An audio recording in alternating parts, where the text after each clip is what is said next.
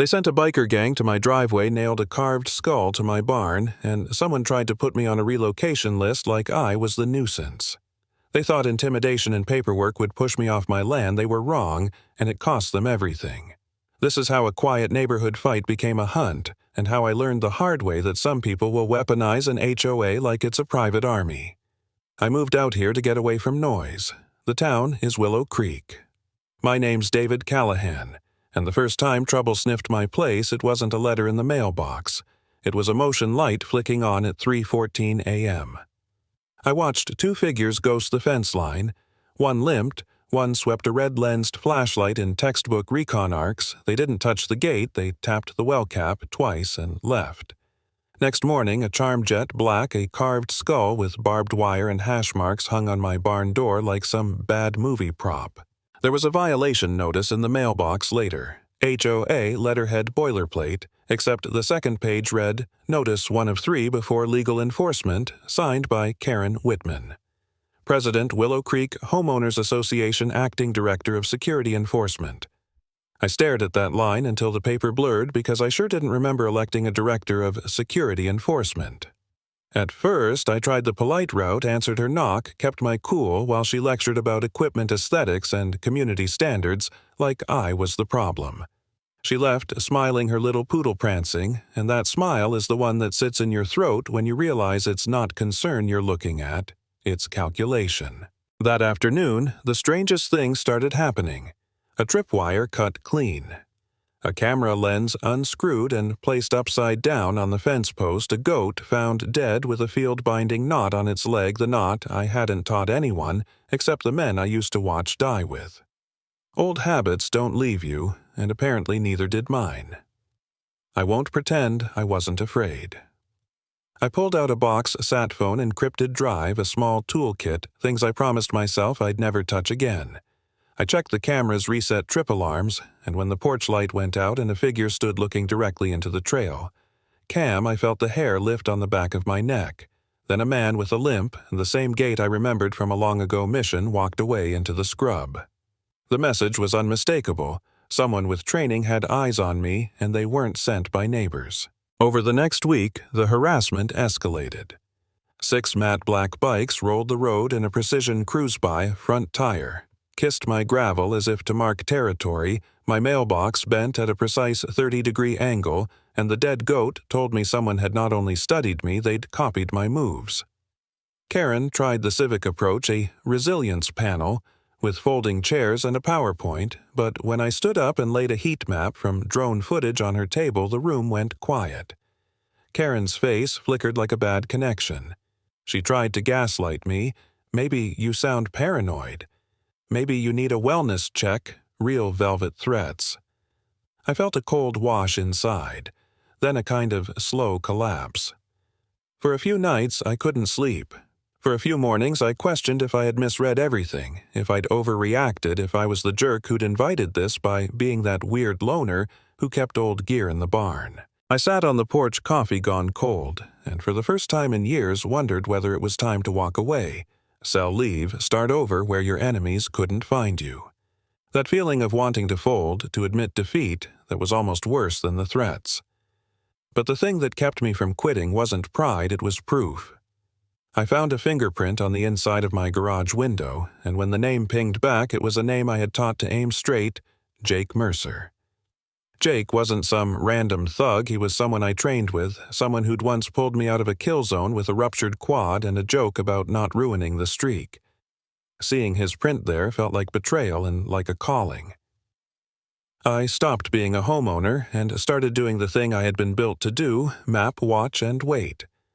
I tagged the bikes with GPS beacons, license plate screws disguised to track, and followed their pings to an abandoned equipment lot 14 miles southwest. I followed payment trails through a property management portal called ClearPoint Management and found a back-end gateway with a stupidly simple password, Karen Whitman 1.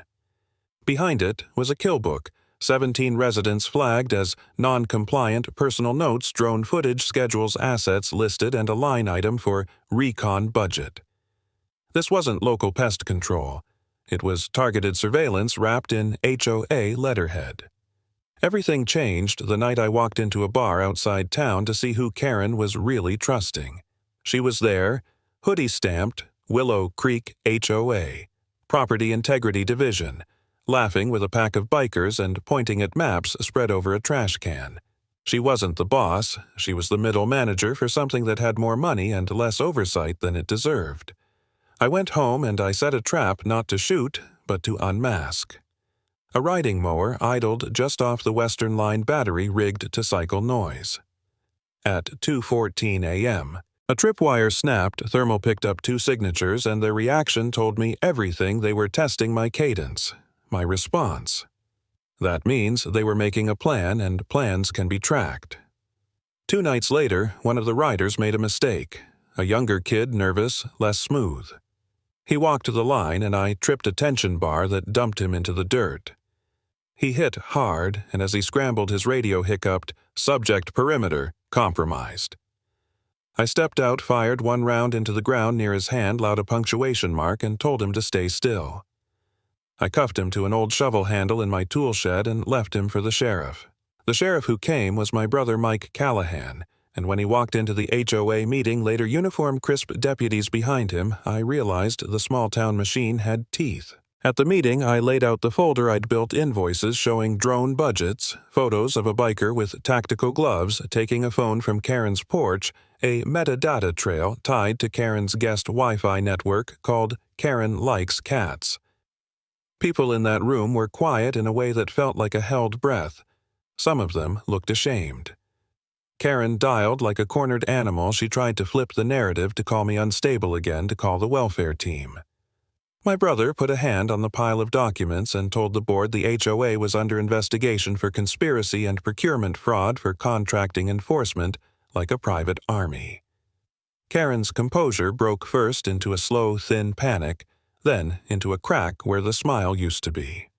They walked her out as deputies executed a warrant, but in the mailbox the next day was a drone photo of my house with an infrared overlay and a sticky note, "Karen was the welcome mat." The simple truth settled in my gut.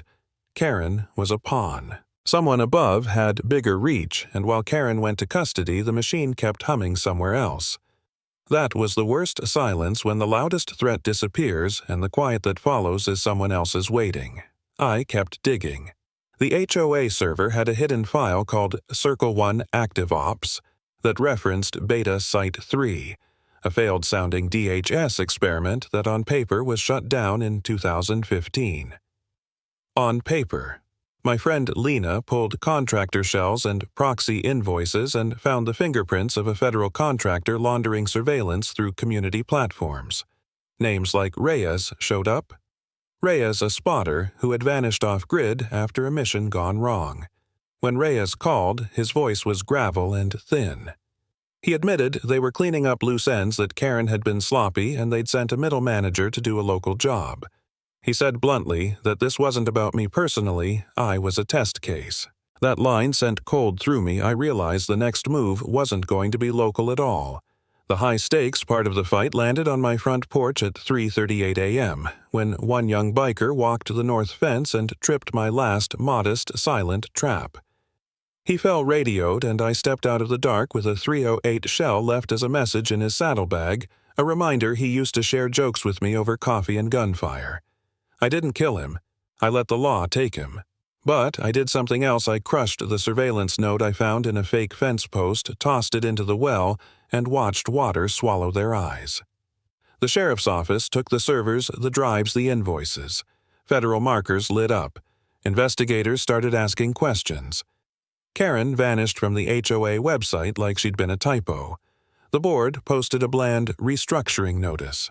I stood in the yard that morning with ash under my boots from the small pile of cameras I burned and felt something heavy break, not relief, not joy, but a raw, sober exhale. The big lesson didn't come from the arrest or the burnt plastic, though. It came from the quiet, after the knowledge that the circle had changed zip codes, not that it was dead. I found one last device tucked inside a fence post cap, crushed it between 2 rocks, and threw it in the well. I walked the ranch until the sun hit the hills and felt like I had closed a door, but not all the doors. People asked if I'd press charges if I'd move if I was going to let it go. I found a steel case at the gate, a burner phone, a drive, a patch with a hollow black circle and the number on the phone lit up at Euro 400, confirm receipt, awaiting position. I sat there night stretching like old leather and said out loud to no one, "You can't unsee the machine.